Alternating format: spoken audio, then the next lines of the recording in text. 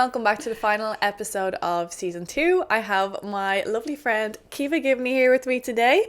She's also known as the Mindful Physio on Instagram, and we're going to chat all things about her journey. Thank you so much for coming along. Thank you so much for having me. It's Caoimhe's second last day? Yeah, second last day in Bali. Yeah. We only met like a month ago, or like I know, 5 so weeks ago or something. I know. We've literally bonded so well because we're both from like a scientific background, but then we also really see the need for holistic. We see how we've had our own journeys. We're going to dig into your journey a little bit and kind of see how things are important to be looked at from all perspectives with stress and just not like identifying with working and everything in between. But yeah, I suppose I just want to mention, so I've literally just got into the studio and I have just come from a crash. So I'm a little bit scattered today, but literally I was messing with Caoimhe and being like, that's show business. Like literally she comes in and switches it on. The studio time is booked, you get your shit together. I had a little cry, we did a little bit of a sigh, and we're okay now. I'm a little bit scattered, but anyways, we're getting our shit together because I'm actually very excited for this conversation. I really am. But do you want to tell us a little bit about yourself? A little bit about your journey with, like, I suppose what you do and what brought you to Bali and everything in between. Yeah, perfect. So my name is Caoimhe. I am a physio. So I graduated over 3 years ago now, which is so scary. But I think getting into physio, I always knew I wanted it to be holistic. I think maybe each time I did a placement I was like, oh, this is it, this is definitely it, and then the more I did, the more I was like, there's so much more out there, and I just couldn't piece everything together. So since qualifying as physio, when I was in college, I did my Pilates teacher training, and then this year I've done yoga and breathwork and kind of added to the toolbox overall. But I suppose my journey kind of started with my first job, and one thing that I find a lot of people struggle with is that first job out of college, and it's more from like a managing your life point of view. Like, you suddenly have the big bad world. Yeah, literally, and it hits you so hard. Like, it was like one day I was living my best college life, and then the next day literally thrown out, like, get your own house, pay your own rent, manage your social life, manage your working life. Now you have responsibilities. And I remember being like, oh Christ, I cannot cope. So yeah, that was kind of my first experience of like, this is like real stress. Yeah. But I think stress in my body probably was building a long time before that. Yeah. So, do you want me to go into? Yeah, we'll go into it. I suppose similar as myself, Caoimhe would have struggled with chronic stress, to the point that it was physically manifesting in her body. And I suppose we're similar in terms of like we're so driven or so maybe even disconnected from our body that we weren't aware of how that was manifesting in our body. And it's the kind of physical unexplained, I'm doing inverted commas for people on the podcast, the unexplained symptoms that you have, which I've had many throughout my body, given the fact I've got IBS and PCOS. I have literally had obviously the generic symptoms that come along with those conditions, but other random things such as shooting pains through my arms, twitching eyes, insomnia, all this kind of things in between. So how did that show up for you? Yeah. And maybe if you can tell us how long that went on for, and when did you actually say, maybe this is something I need to look into? Yeah, too long. Too long. And it's amazing hearing like your story as well. It just shows how everybody is so different. Yeah.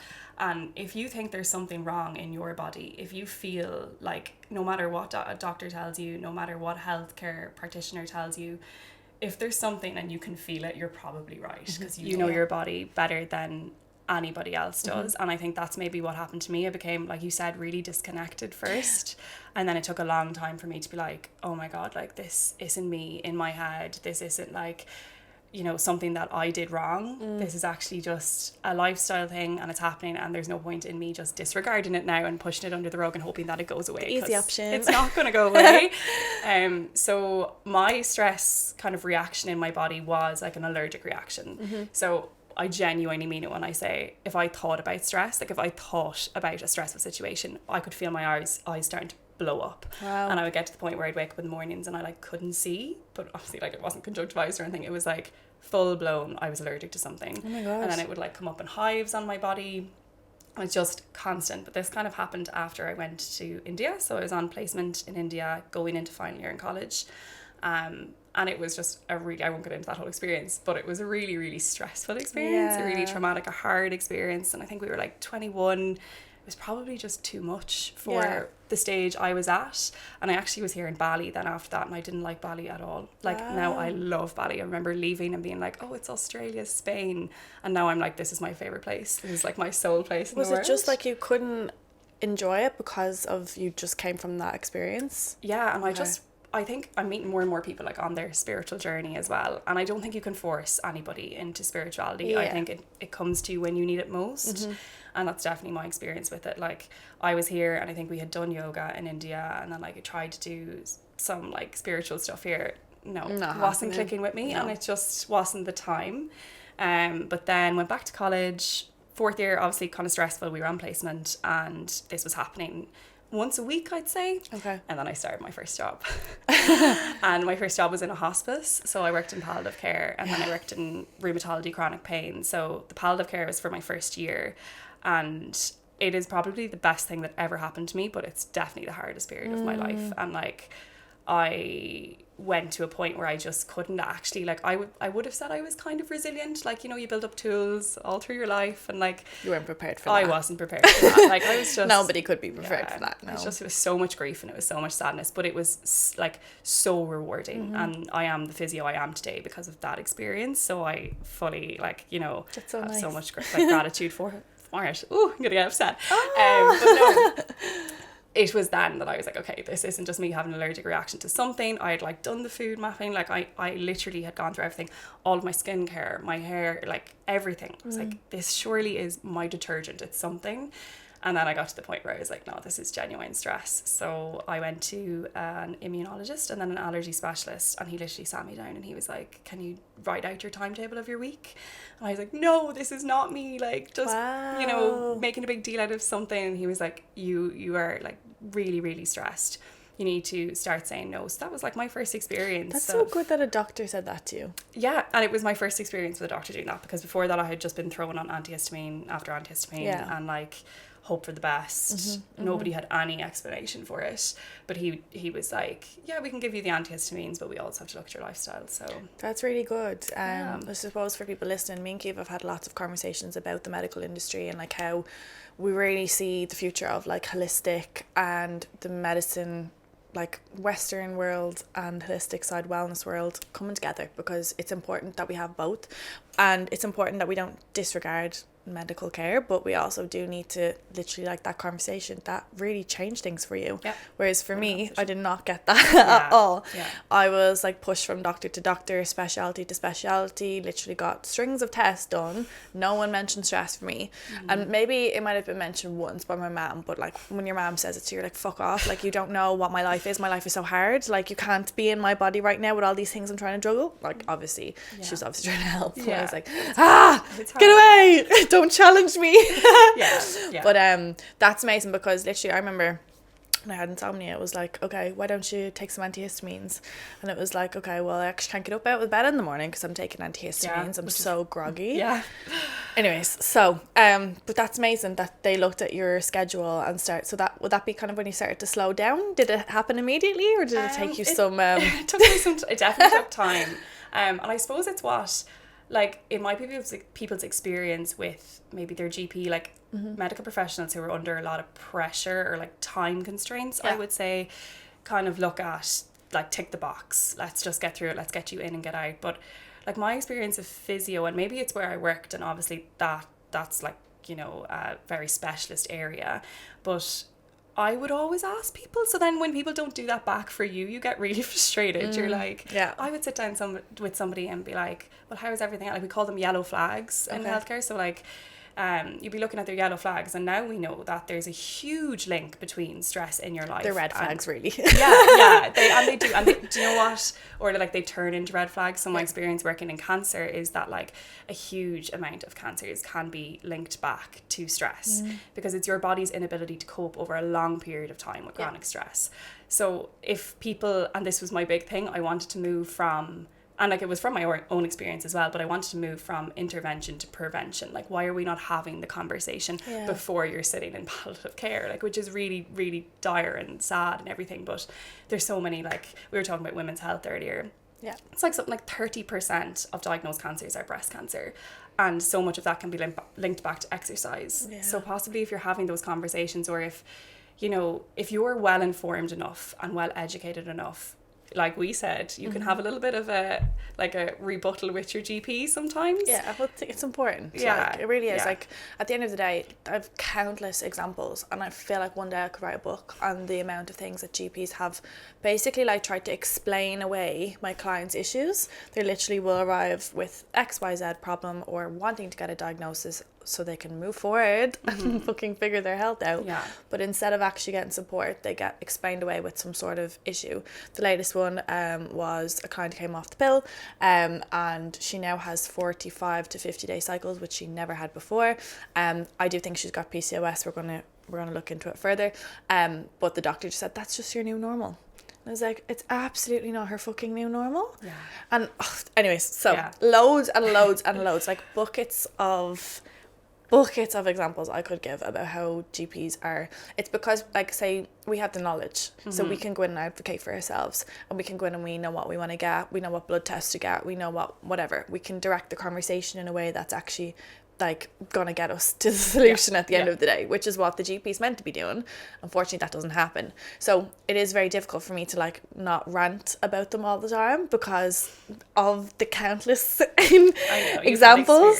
But I don't want it to become a them versus us. I want it to become, let's build this holistic worldview together where we can actually bring in stress conversations, and it doesn't have to be like, I suppose we can look at the future, our ideal world, whereas it's like nutrition and physio and Reiki and everything kind of all combined together. But I think maybe for the moment we just continue having these conversations to see what happens. No, exactly. And it's once people are having the conversations, like once it starts, and there definitely are some fantastic GPs who are really trying.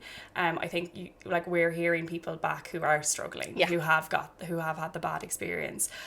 So I can completely see that. But also it's just like the more conversations like this we have, the more we talk to people, like the amount of times I will tell people, especially like postpartum women as well, that go in for their GP checkup.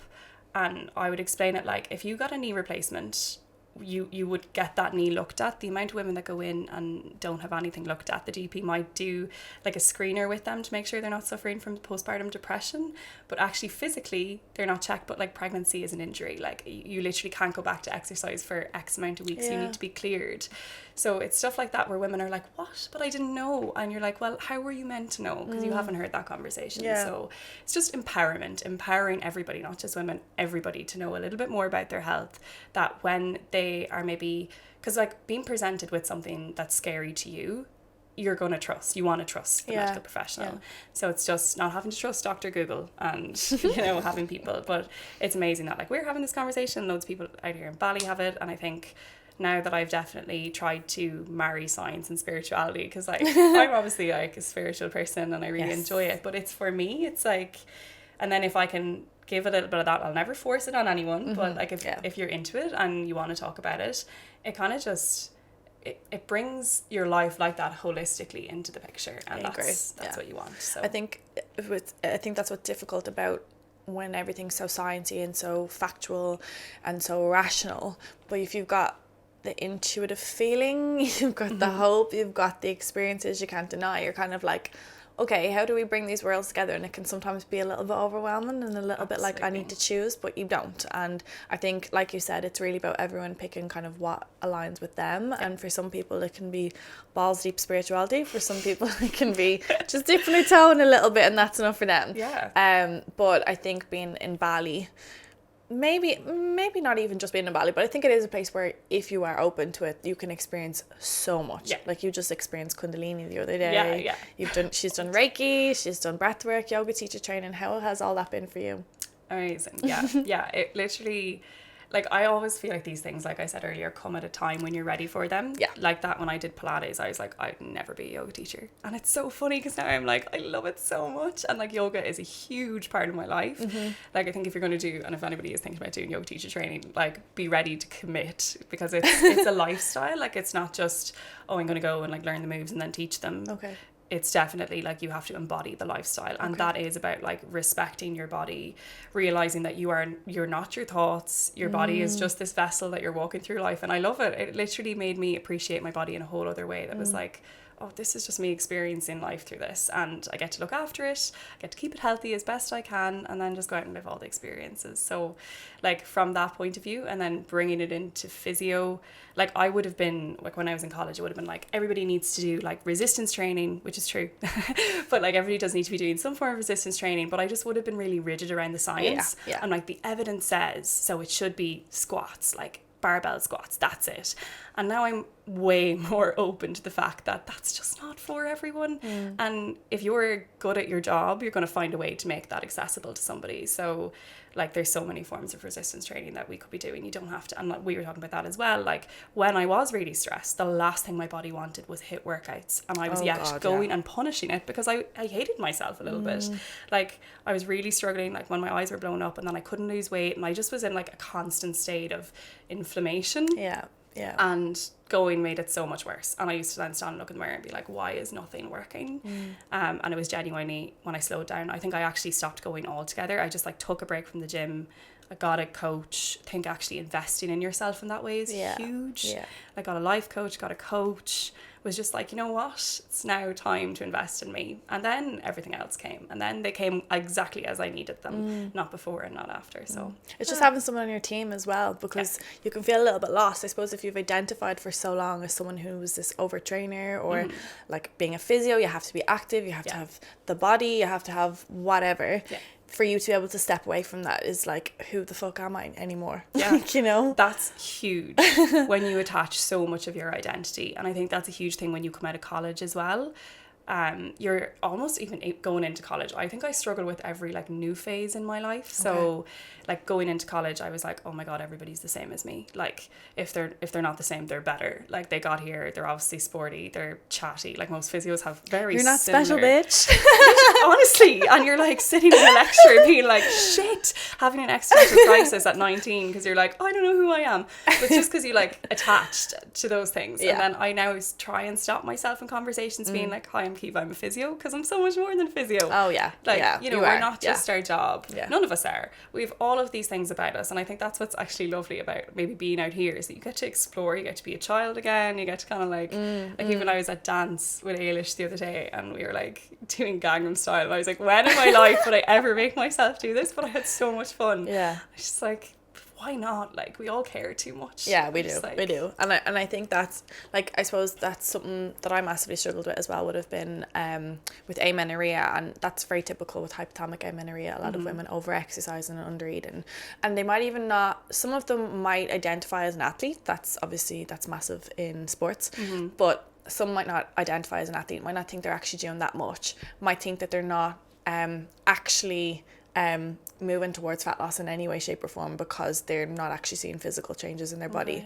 But at the end of the day, if you're so inflamed, you're not going to see anything shift. You're going to have extra water retention. The disposition of body fat will be shifted into, I suppose, what society deems as unfavourable, and you can kind of have tunnel vision for wanting to lose weight in certain body parts and stuff, but it's actually inflammation at the end of the day. It's actually, so I love that part of clients when they come to me, and it's the typical amenorrhea clients that they're so terrified to slow down. They're so terrified to stop eating, so terrified to stop exercising. And by me asking them to eat more so they can actually bring themselves up to a baseline level of meeting their energy expenditure at where their energy intake is at, that's such a scary process, and obviously that can be done step by step. But when they start to see how their body shifts, how their energy shifts, how they've got more life in their soul, they're actually like, oh my God, I don't actually need to strive for this body that I was looking for, because I feel so much better in myself. Like you said, with embodying that yoga, like you're like, I actually have respect for myself now. I don't actually need to hate on myself. That shift, I think I would love every single woman to shift from that, like that survival mode into thriving mode. Like that is where your power is. And obviously there's so many layers to that, and that can look different for so many people. Some people might not be exercising at all. might not be under eating, might be overeating, might just have stresses from other aspects of their life, career, college, whatever. But I do think, like you mentioned, just by putting that time into yourself, being like, okay, it's go time. I've no other options. And I think sometimes it does take us to get to our bit of a rock bottom. Exactly. Yeah. For us to actually be like, okay, something needs to be done. Someone somewhere is telling me, get my shit together and face this. Yeah. But I do think that for anyone listening, you don't need to get to a rock bottom to actually make these changes in your life. You can actually choose right now in the moment to make that. And like what you said with spirituality, like you didn't start off being like, okay, I'm going to do breath work, I'm going to do this, I'm going to do that. No. You were just like, okay, let's just stop exercising for a minute. Let's just get some headspace back. Let's try get some good night's sleep. Let's try drink some more water or whatever it is. But obviously these modalities are there. What would be your favourite modality if you had to pick? I know that's a loaded question. I think right now, and being in Bali, it probably has been yoga. Like I would make time for yoga every day. I've actually really, really struggled. Anybody who's been with me lately will know, to go back to the gym now. Like I'm just really struggling. But like what you're saying, I'm just being really kind and compassionate with that. Like I went to one CrossFit session and I was doing CrossFit for 6 months before I left home. I loved the challenge, but my body just didn't love it. Like I could feel it in my body. I was like, nobody's body loves CrossFit. I'm just gonna say it. No, I'm gonna say it. So much admiration for people who are like boss at it, but I was like, this is doing, like I've never been injured in my life, and I got more injuries in those 6 months than I've ever had. I think Pilates makes me feel really strong. It makes me feel like, like I literally can do, and I can talk during a class, and like and when you're doing like a 6-week block, everybody's building with you, so by the end of the 6 weeks you're all on like the advanced moves and everybody's killing it. You're like, this is class. But yoga I find is just, you know what, it's just an inward journey in my body. I'm like, I'll be all over the place and I'll go to yoga class and I'll be like, okay, bring me back, because I'm so disconnected, and I'll come out with a nicer I always say that I'm a nicer person if I do yoga. But like everybody struggles. Like I'm a physio and I'm struggling to go back to the gym. I will go back, but I'm going to be like compassionate with it.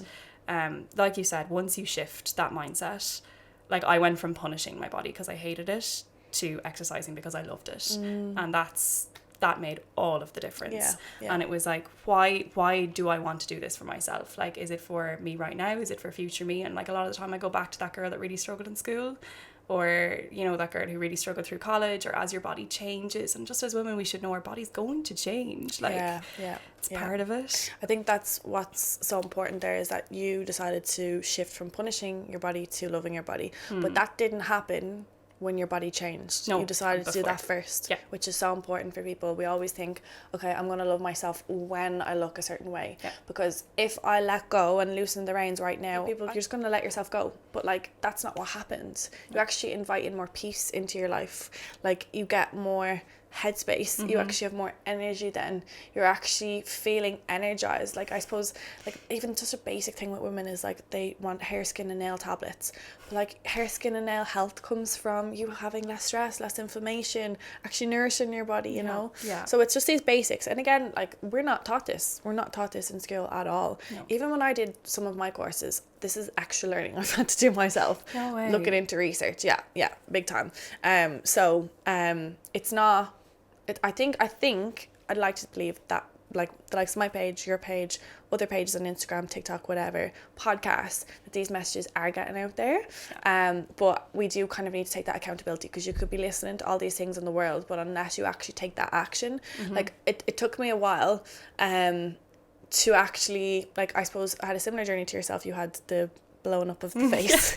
Puffer fish. I was like a full-blown puffer fish, honestly. Oh, that's so funny. God. So we had the puffer fish over here, and I was riddled with anxiety. I had chest pain. So my brother had pericarditis, and then another guy had a scare. There was like incidents of sudden death syndrome, which is SADS. So when I started getting that anxiety, I was like, oh my god. So it started off similar to you, like once a week or like once every 2 weeks, built up, constant. Went and got tests done, and literally was told that there's nothing wrong with me. And I was like, there's clearly something fucking wrong with me. Can feel it. Literally, I am losing my brain. But we didn't have the language for anxiety back then. So like I even had the sensations in my stomach, wasn't diagnosed with IBS yet. I had like such a physical manifestation in my body. And if you ask me, was I stressed, I would say absolutely not. And I would react to you like that. I would like cut your neck off because I'd be like, no, absolutely not stressed. Don't try challenge this because I need to keep this going. I need to keep up my social life, my exercise, my college, my work, and I need to prove myself to the world. All of my worth lies in, like, I used to love working in the emergency department because everyone used to be like, God, you're so efficient, you're such a great girl, you're this, that, and the other. Yeah. Ate that shit up. I was literally like, that's me, I'm a boss bitch, I'm gonna work my way up in this emergency. Like, why do you need to do that? It's that language. Look at yourself, isn't it? Yeah. I literally, like, very same thing in work, but I remember a psychologist saying to me, be an average physio on an average day because nobody thanks you for more. And I was like, what? She's a queen. She honestly, that, like, and there was so many things that happened around that time that, like that, you've been told, like, this is what, like, efficient is, like, good girl, all of these things that, like, you've been conditioned to believe. So you just, like, go into that rat race and stay in it until you burn out. And then people burn out so badly. And, like, you can see burnout in a person way before it happens, but they can't see it in themselves. No. And that's, like, yeah, exactly. Like, you don't need to do that. And if you know you're replaceable, like, every job I've left, I've loved my job, but, like, you're gonna be replaced. Yeah. So, you know, I would rather that I give, and this was my thing with it, I would rather give 110% with each patient or with each client and make sure that they get the very most from it, rather than, like, going above and beyond on my paperwork or, I love that. yeah, like, you know, like that you said earlier about things you can control.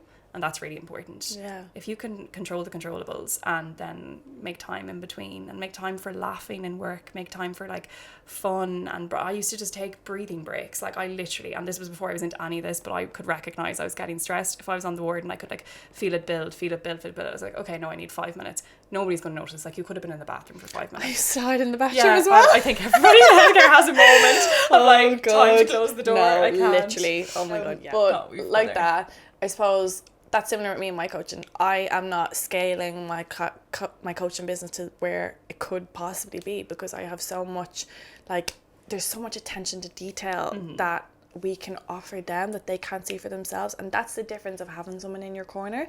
They can see your blind spots. You can't see your blind spots. And I suppose burnout was massive at the minute, post-COVID, during COVID. Huge. I haven't had COVID burnout myself. So I quit my job, and when would it have been? So I quit my job in the September, and it took me until the November to actually feel like I wanted to start working on my business that I was building up so much to actually want to work on. Yeah. I was like, what the fuck is wrong with me? I couldn't even comprehend how burnout had affected me then. Yeah. Like, obviously COVID was a very different situation, but now we're kind of in the post-COVID period where a lot of people are so burnt out because they're trying to do all of the things, like me a few years ago, like you a few years ago. Yeah. Social life, work, everything, money, inflation, everything's building up. And it can get very, very, like, overwhelming. And as well, like, I've got some clients who have taken some time off for holidays recently to kind of ease that and kind of come through a recovery period and start to get themselves feeling more connected to themselves, feeling like seeing their symptoms improve and so on. And they're like, oh, I've just taken 2 weeks off, why don't I feel good? I'm like, honey, it's been chronic. And this is the difference with chronic stress. Okay, so, like, what we've experienced has been chronic stress. Chronic is a build up over, it's not overnight like people think. It's over a long period of time, and it's chronic exposure of, like, you'll have chronic adrenaline going through your body, chronic cortisol going through your body, chronic, like, that system of your fight or flight depletes your nutrients and kind of hijacks your resources, basically, that you can use to feel at your best, and using it for your survival, that you think you're running from that danger. So for you to get out of that, it takes a lot of time to metabolize those chemicals. Okay, that's one aspect. For your body to feel safe, for you to actually feel regulated and calm again, you will shift into this mode where you're, like, on edge, you're, like, waiting for the next thing to happen. Yeah. So it's going to take some time for you to actually come out of that, and it's just giving yourself that compassion, understanding that it wasn't an overnight thing that got you where you are today. So it's like, it's not going to be overnight in like, to get yourself into a recovery and feeling at your best again. But there's no rush. Like, there really is no rush. You've realized this now, and it's like, just put the basic baby steps in and just start working towards it as well. But you would have done breathing then. Would you have started doing meditation then, or would it just been like a thing you were unaware of? Yeah, I think so. I never even got to the pinnacle of that stress story was after Christmas.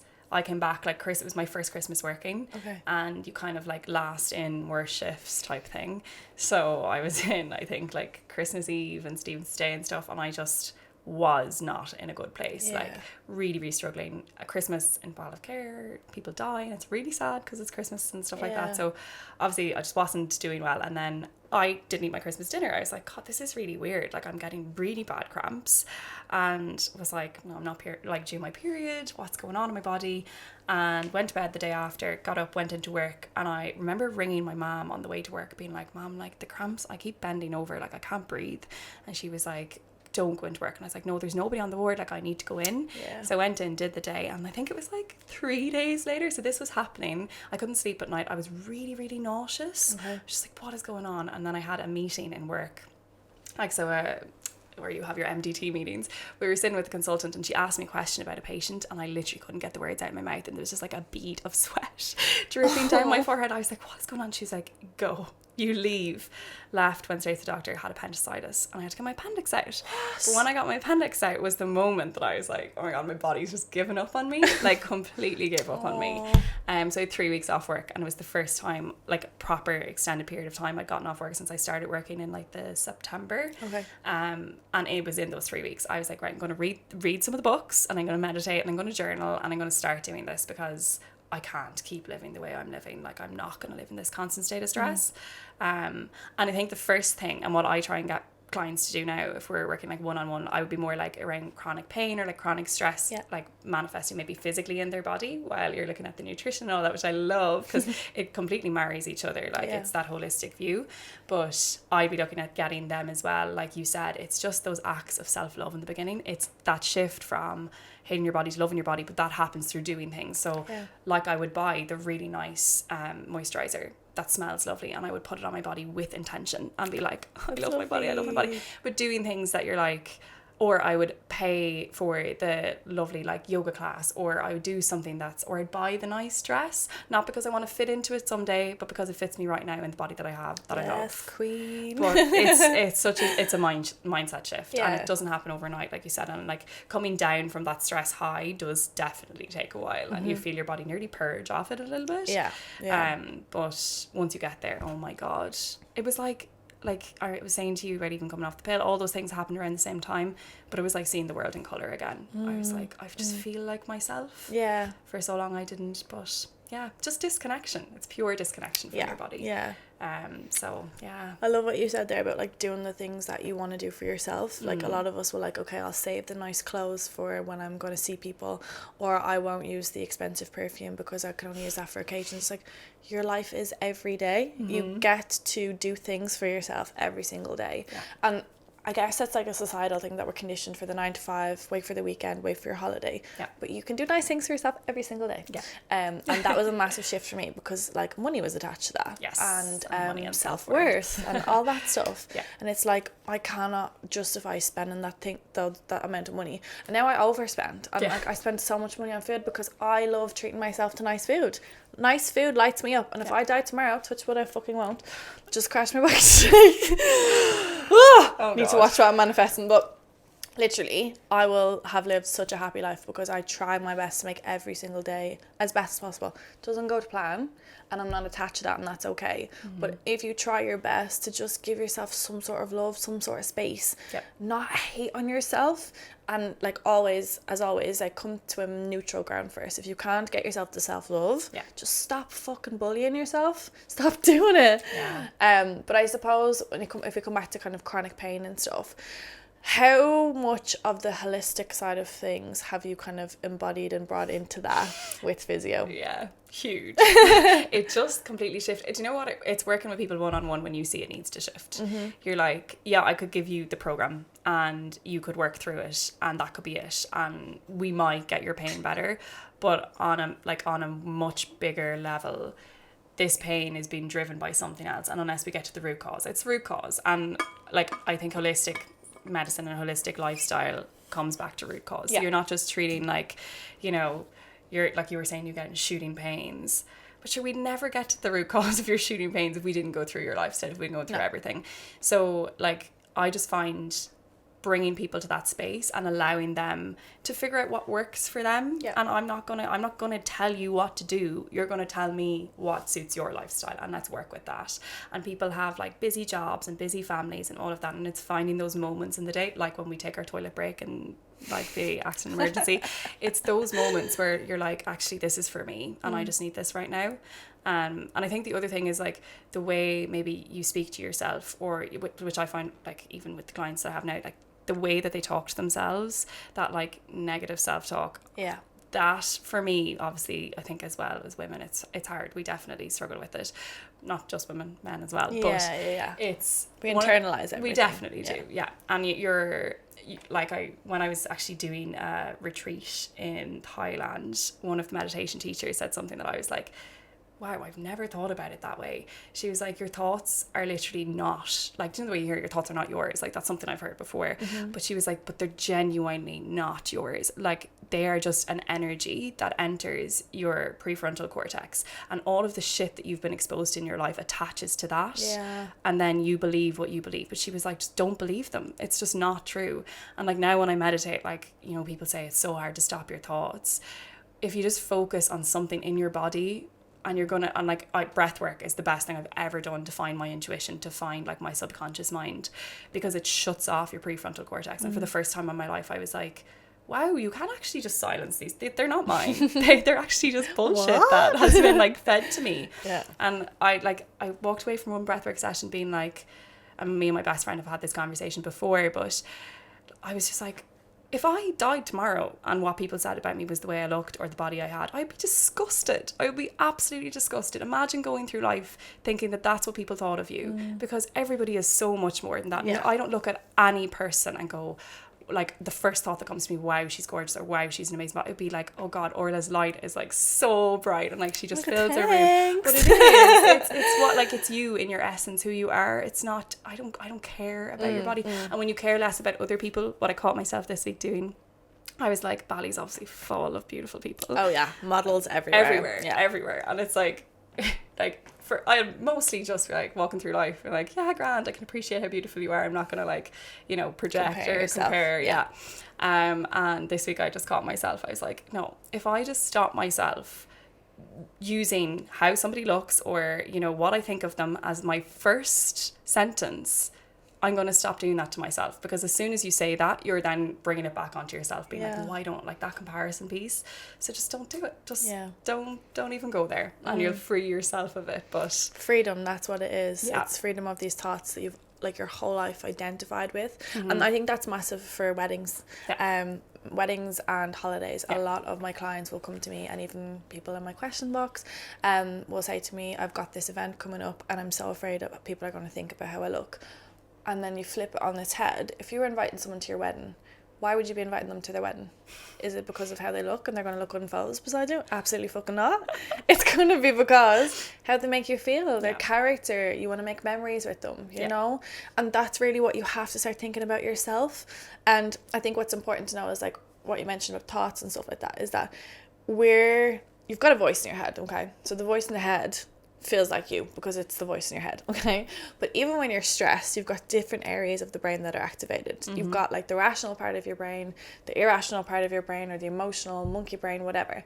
So by understanding that, sometimes the thoughts that you are thinking are actually not fully you, let's say, or the kind of version of you that's trying to protect yourself from danger that might not actually be there.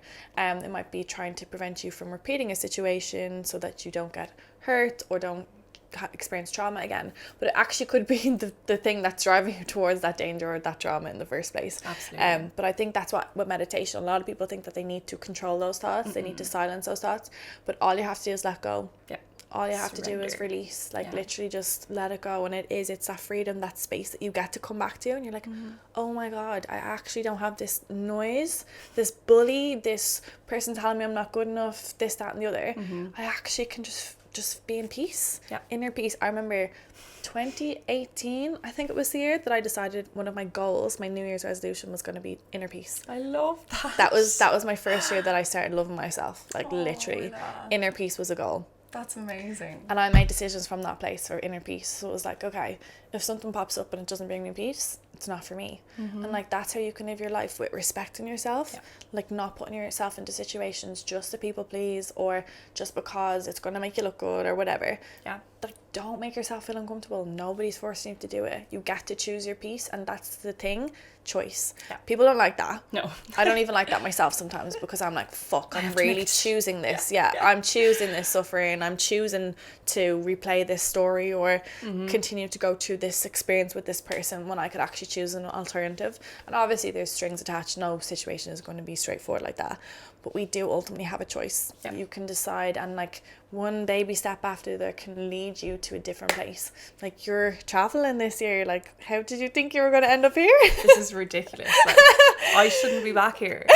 Like, I should actually, but that's it. It was like, exact same thing. It was almost like I went, okay, I choose myself. And like the day I realized that I am the most permanent person in my life, so I'm always going to choose me. And like that, when the doctor was like, you need to start saying no, I was like, say no? Like, that is a foreign concept to me, because I will always put you first. And now I'm like, no, if it interrupts my peace, if it takes my peace, no. And I ask, do things make me feel heavy or light? So like today, if we're going to do this, like, does it make me feel heavy or light going on a podcast with Orla? It makes me feel light. It makes me feel light though. And like, that's how we make decisions now. Because like so in my body, I suppose maybe over the last while, I have tried to come into my body more and more, because the more you come out of your head and into your body, you know, and like we have such intuition.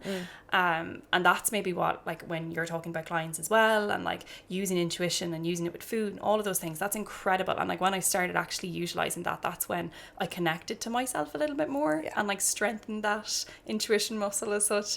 But that choice is so important. And I decided, leaving, like I was in my dream job at home. I loved it. Like, you would see me bounce into when I left the hospice, I went into pediatrics. So I was working with kids every day, and they say like a huge part of happiness is honestly just reconnecting to your inner child and playing again. Like, I was playing Paw Patrol all day, every day. It was great crack. Blowing bubbles. Like, if you opened my handbag at home, I had bubbles stickers. I was like, what do you do? And like teachers in school, I would have so much admiration for, because I just come in and see the kids, and then I leave after an hour, and I'm like, you have them for the rest of the day. But it was amazing, and I left it because I was like, you know what, it'll still be there. And if that is where I'm meant to be and what I'm meant to be doing, it'll definitely still be there. And it's that choice and trusting yourself. I was like, I trust myself here. I know what I'm doing. And I booked the flights and I left. And I was only meant to be in Bali for a month. Well, like 2. So I was doing yoga teacher training, and then we had like a few weeks here. Then we were going traveling, and I was meant to move to New Zealand. So my whole class, if any of them are listening, they're all in New Zealand. But it was such the done thing to do. And my friend that I was traveling with decided that she was going to Sydney, and I was like, oh God, what do I do? Do I go back? Do I not?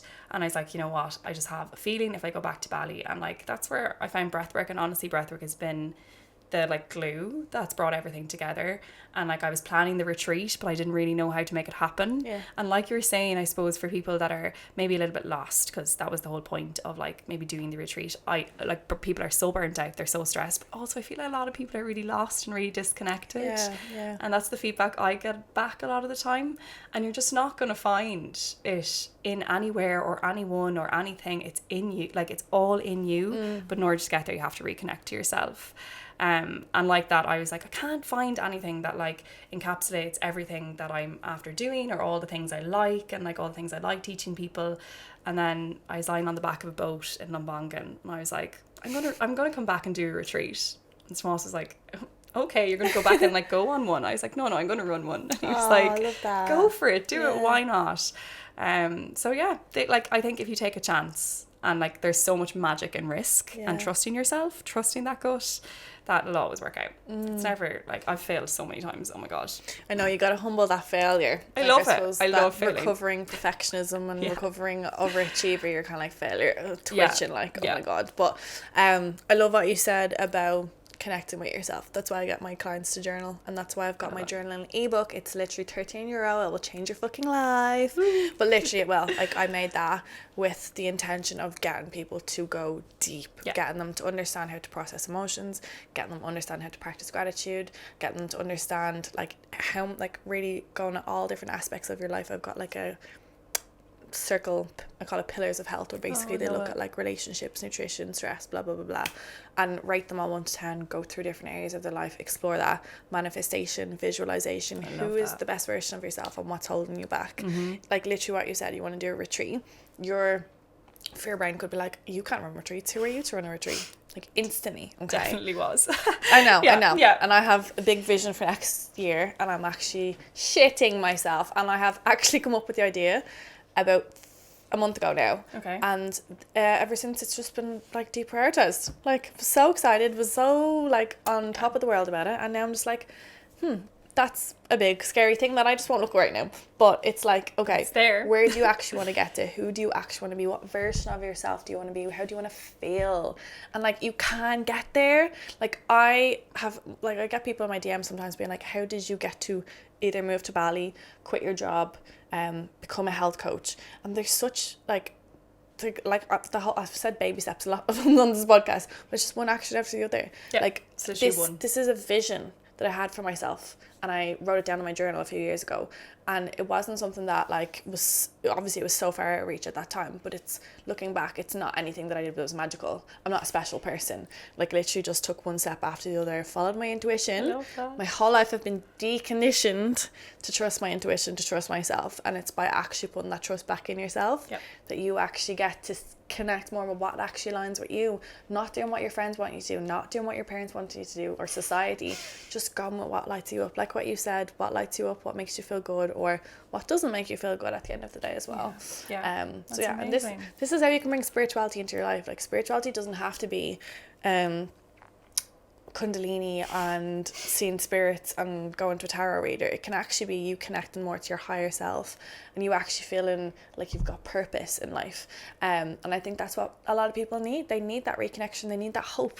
They need something to drive them that's bigger than them, you know? Exactly. That sense of that, what you said there, that sense of purpose it's huge. And it's, I suppose, when you're able to detach from all the identity stuff, so like, oh, I am the physio, or I am the sister, I am whatever, and just be like, well, who am I when I take all of that away?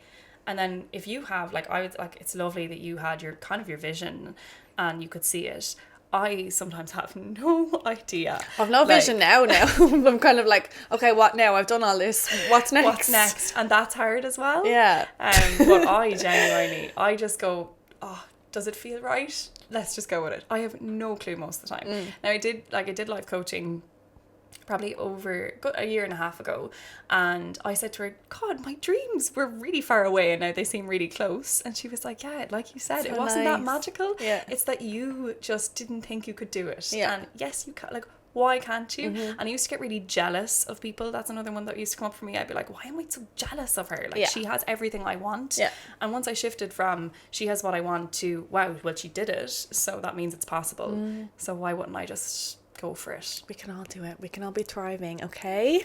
We don't have to attack each other. We can support women as we go. There's enough for everyone. And that's one thing I've definitely learned out here. There's enough for everyone. Like, once you take the competition out of it, and I think as perfectionists, or maybe as like, I'm so competitive, I've definitely detached from that competitive side of me. Good woman. I don't need to be the best. And that's one thing I completely recognize now.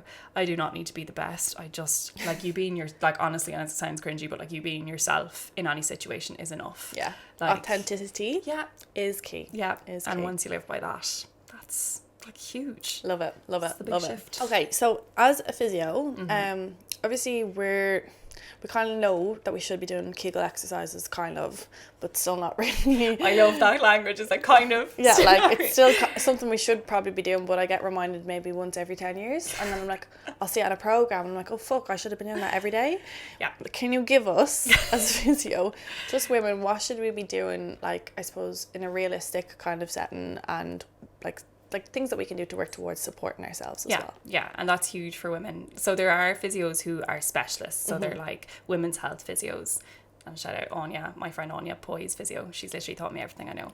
But I would have done pre and postnatal Pilates. So we do a lot of, obviously, pelvic floor stuff. If you've ever gone to a Pilates class, you know they're like, engage your core, lift your pelvic floor. And I'm always like, how are people meant to know what that is? Like, that is just such a random, you know, like, you have to give visualizations for people as well. But on a really basic level, I think as girls, I know for myself, like it was only when I actually did the courses, I was like, oh my God, I've never relaxed my pelvic floor in my whole life. So if you suck in, which with like poor body image as well and growing up and everything, I know I did and probably still do, but if you're like sucking in all the time, you have to think about your pelvic floor as like a contracted fist that never lets go. So you're literally holding on for dear life. If you did that to any muscle in your body, it would fatigue. And what we say is those muscles are like, you know, they're weak because it's overactive. It's not actually it's not an intentional contraction. So it's overactive and weak. So people come to physio, well, not even physio, because they don't know. People live with it. The amount of women I hear say to me, oh, I just thought leaking was normal, or I just thought, like, you know, when I laugh or sneeze or like jump, that a little bit of like leaking urine is normal. I'd be like, no, it may be common, but it's not normal. And that's just down to education around it. So I just see so many TikToks as well that are like Kegels, people doing Kegels. I'm like, not every person, like Kegels will actually make it worse for some women, and a lot of young girls have overactive, not underactive pelvic floors. So after pregnancy, you might have an underactive pelvic floor because obviously you've disconnected from that area and you might have to retrain it, like you would retrain a muscle that's been injured. But before pregnancy, what we all tend to do is do Kegels because we think it's going to help like in our sex lives or help whatever. Maybe if it is, if you're leaking, you're doing it, and you never actually learned how to relax. So like when you actually let your belly drop, like let everything go soft, and it's still hard, I'm still holding, like I'm trying to do it here, I'm still holding, but when you're actually able to let your pelvic floor drop, let your tummy completely relax, and it's on your breath in, and then your breath out, you're going to zip up from your pelvic floor. So it's a different movement, but loads of girls don't know how to relax. So then they get overactive pelvic floors. Sex can be painful when you actually do get pregnant, and maybe you might have like tears in pregnancy just because your pelvic floor has never relaxed. So there's so many things that come with it. So it's just being knowledgeable around it. And if you do have pain, so if like inserting a tampon is painful or if penetration is painful, it is going to a pelvic floor physio, going to a women's health physio and doing something about it. Don't just think because it's common that it's normal, because it's definitely not normal. And it should be something that young girls are taught in school. Like your breath. It's the shame about it as well. No one talks about this kind of stuff. Completely. And your breath is so important in, like, if you think about it, your diaphragm, it's all connected. So if you can breathe deeply, and like when we're doing yoga or when we're doing Pilates, specifically in Pilates, we really try and tackle the pelvic floor. But I will always now cue people, like, when I trained in Pilates first, I actually didn't even know that. It was only like through learning more, I was like, oh God, we really should be relaxing as much as we're contracting, because otherwise you're getting caught in the middle somewhere and it's that fist that just doesn't know what to do. So yeah, it's just empowering you to know, and the more you know, the better decisions you can make. And I love that about the relaxing the body as well. Like if you're, I suppose, in an environment that you're kind of triggered, you're in your fight or flight, your body can tense up. If you're having sex and you don't feel safe, or you're feeling self-conscious, or you're not really in the moment, that can also cause you to tense up as well. Absolutely. And that can prevent orgasm as well. So like there's lots of, like, I suppose we always kind of look at, I've been looking at this from an energy perspective recently, obviously because of Reiki. And obviously throughout the years I've done work on me feeling safe in certain environments and kind of bullying and relationships and whatever else, but I've been looking at it from an energetic perspective now of how people's energy can make me feel and make me shift. And like obviously I think that's been since doing Reiki and stuff, I would not have been able to connect with that say 2 years ago very quickly. It's something that, like, again, that I've developed as I've kind of shifted the goalposts. I've been able to tune more into my body.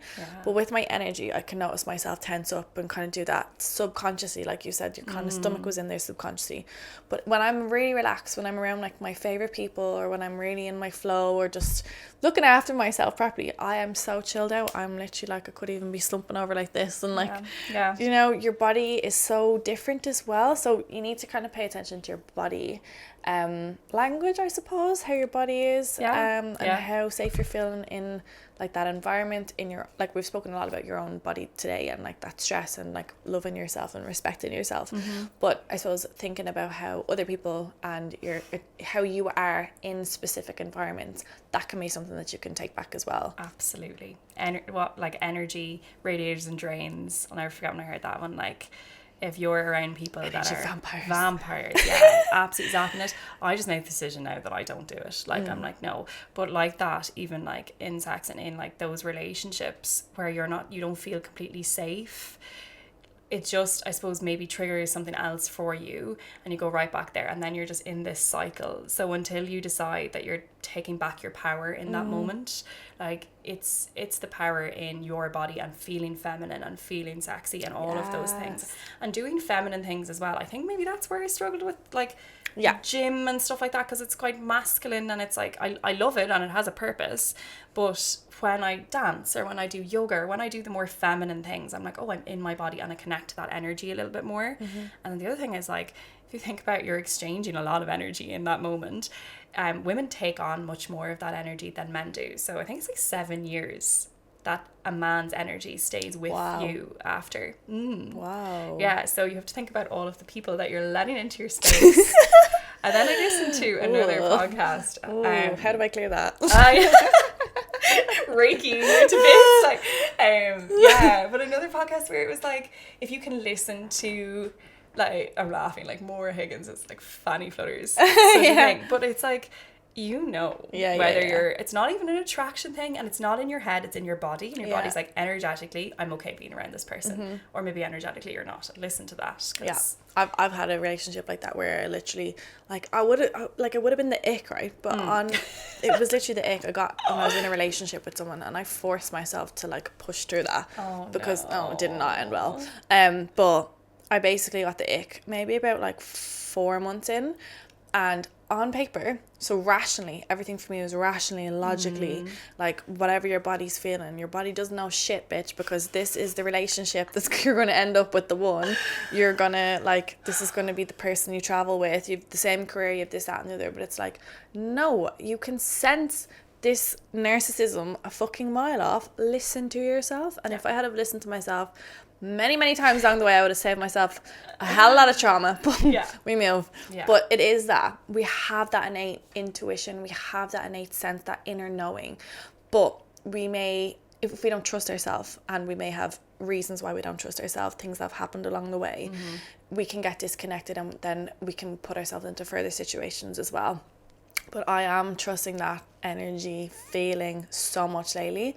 And there's just, even meeting people now, and it doesn't need to mean that you think that person's bad.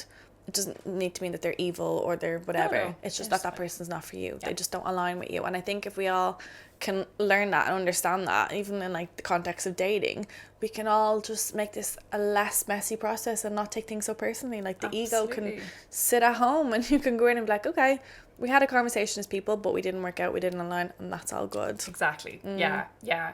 And it is that, because I, like, even it's been a long time since I've been, like, dating but, like, when you're going on dates and you think that, oh, what is it, me? Like, why aren't they just clicking with me? Or, you know, we went on a few dates and it didn't happen.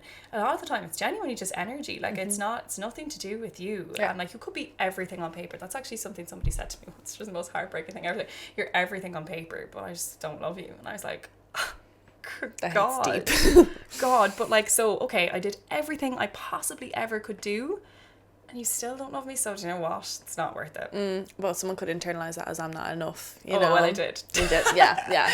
But no, like, we've all these life lessons because we've come through that journey. Yeah, at the end of the day. And after that, I, like, did a whole lot of work on being enough for myself, and just not molding to be what you think somebody might want, and just honestly meeting the world, because you're going to meet the person. You are literally going to attract what you put out. And, like, when I came out to Bali, I think that's probably what happened. Was just like, you put out something and you're just doing it in the hope that you're living your best life and you are yourself and you're being authentic, and then something comes along that you're like, oh my God, I never thought that would happen. Aww, love that for you. But no, like, it's all energy exchange. And, like, I think when we do Reiki, when we do stuff like that, you can see, I would have been really cynical over this stuff. And it's just say to people, like, as in, a lot of people who come from a science background are now seeing the transition. It's like, it's real, it's energy, it's palpable. Like, so the more you get into it, and I, like we said, we don't push it on anybody, but I wouldn't have thought Reiki would have such an impact as it did on me. And I love how it, like, explains so much about yourself, and, like, you can get connected with, like, human design, astrology, Reiki, all these kind of things that you can, like, heal parts of yourself or get connected more with yourself, because you learn more about yourself as well. But there'd be podcasts for a whole other day. Oh yeah. But yeah, thank you so much for coming on the podcast. We're actually going to Kiva's women's circle, her last women's circle here in Bali before she leaves me. But one question before we go. Okay. What's 3 pieces of advice you would give to your younger self? Oh, a lot of people struggle, so you can come up with one if that's all you can think of. 3 pieces of advice. Okay. Not everybody's gonna like you, but you have to like yourself. Love it. Second one would be that your dreams actually aren't as far away as you thought they were. You just have to believe that you're worthy of them, and you have to believe that you can do it. Love it. And the last one. This is such a hype queen episode. Yeah. The last one. I'm thinking of younger me, like I'm looking at her, I'm like, what did she need to hear? Probably it all works out. Take the chance. There's magic in the risk, and it all works out. It always all works out. Yeah. Round of applause. Thank you so much for coming on. Can you tell people where they can find out more about you and follow your journey? Sure. So my Instagram page is the Mindful Physio, and I have a website since I came out here, so it's mindfulphysio.com. And I do like yoga and Pilates and breathwork classes, and then we're running a retreat in April, so it's on from the 19th to the 25th in April out here in Bali. So if you'd like to experience our little Bali bubble. So exciting. Yeah. I'm so excited. So it's going to have everything. It's going to have dance, and Eilish, so it's going to have dance. It'll have Kundalini yoga, she's doing that, and then I do Vinyasa and Hatha, Pilates. We're going to have some boxing, breath work, everything. I just want people to like reconnect themselves to, what we've talked about today. It's just finding you again, because there's so much shit that pulls you out of that. So and the release as well is important. It really is, the release and reset. But yeah, thank you so much for coming on. Everyone, give Kiva some love. Go follow her. She has so much knowledge to share. Like, we only scratched the surface today. Honestly, every conversation we have is just like, we went for breakfast. Turned out to like, whatever, you go for breakfast for 2 hours or something. We're there for like 4 hours or something. Like we're like, okay, I think we need to go. But it's like, okay, we'll talk again. It's genuinely, it's like getting 2 people in a room that like brains just sinking. If you like this episode, be sure to share it on with someone who might get value from this episode. Always appreciate any reviews. Rating the podcast episode on Spotify and Apple really helps. And subscribe so you can listen more for season 3. But yeah, thank you so much for coming. Thank you so much. And see you next season. Bye.